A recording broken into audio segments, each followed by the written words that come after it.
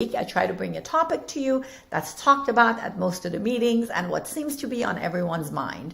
So today, what we're going to discuss is really all the stages, the moment you retire and how you spend money. So you've heard me speak a lot about what's called the go-go years, right? At the beginning of retirement, when you retire and then you're traveling, you're spending money, and you're doing all the things, maybe redecorating the house, all those to-dos that you couldn't do during your working years. So it's like go, go, go.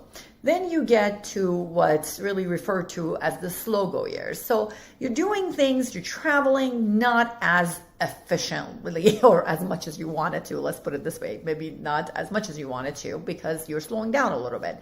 Maybe you're in your, 80s and late 70s, mid 70s, whatever it may be. For everyone's really different. Now, then you get to your no-go years. Your no-go years is that now you're not traveling anymore. You're more staying at home because you're, got to the point where you're much older, the body's not functioning the same way. So that's what normally the stages of retirement we all have heard look like. Now, the environment and the world's changing because people are healthier. Their go-go years go on for a lot longer. I've seen situations where it's go-go years till there is no go years. So I just want to make sure that you plan things in a way that you don't think that you're going to spend less after the first decade, because that's not really true and accurate for everyone. Imagine if you're retiring at your 60s. So if you're retiring at early 60s, well, that's 2 decades of possible go-go years, or at least 15 years of go-go years. So you can't really say my first decade I'm going to spend more money and then later on I'm not going to spend as much. What I find is a lot of times the expenses of travel switches to the expenses of entertainment nearby. Maybe you're not traveling as much, but you're eating out more often. You're joining different clubs. And then I find during the no-go years, it's not like the expenses go away. They just change to maybe care. So example, you are getting to the point that you're like, I don't want to do any of the cleaning or yard work. So someone else has to do all of that. Or you need someone to cook for you. Or you just have a lot of Postmates. So whatever the case may be, it's switching over. The expenses just change different stages. And that's what I find. Because what I find in a traditional way of planning, people put more money to spend at the beginning and they think it's going to be less in the later years. And I don't want that to be the plan for you. What I find with my clients is that it stays pretty much consistent. So I rather you stay consistent and have that plan in place, thinking you're going to spend that money no matter what.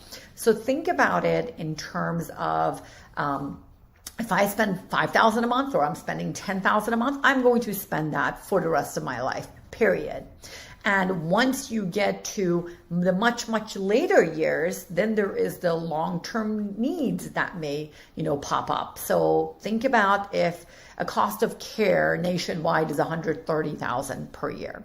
Let's say you needed 5 years worth of care. In today's dollars, that's approximately 1,000. And 10 years down the line, it's gone to closer to $1 million. And in 20 years down the line, it's gone to like 1.4 based on, like, say, 4% inflation, or 3% actually inflation. It wasn't even 4%. So when you look at it that way, you can see that there has to also be money left over for, God forbid, long-term care needs. Now, not everybody needs 5 years. Maybe you need 2 years. Maybe you get lucky and you're one of those people that don't need it. But keep in mind that majority of us that live past age 65 are going to need some sort of long-term care.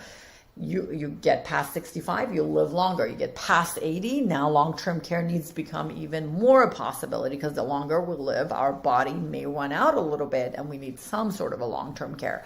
So when I talk about normal expenses and then healthcare expenses and long-term care expenses, we really have to plan for that in retirement. I think in most cases, people only think about the fun stuff, which is fantastic. But we have to be realistic and think about the non-fun stuff and how are we going to fund it. So if you haven't had that conversation with your team here, please feel free to reach out and have that conversation. And if you're listening to this and you're new to Confidence Wealth and these are things you never thought about, it's actually a perfect timing to get in and have a session with one of the advisors and see what are things you didn't think about, that you didn't look at, that you should really be looking at.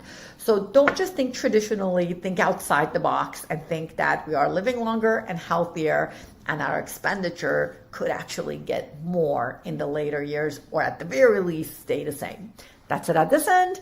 If there's any topic that's important to you that you want to talk about, please feel free to go ahead and message me here or go ahead and email me at askcrystal@icwm.com or confidencewealth.com. Talk to you soon. Until next week.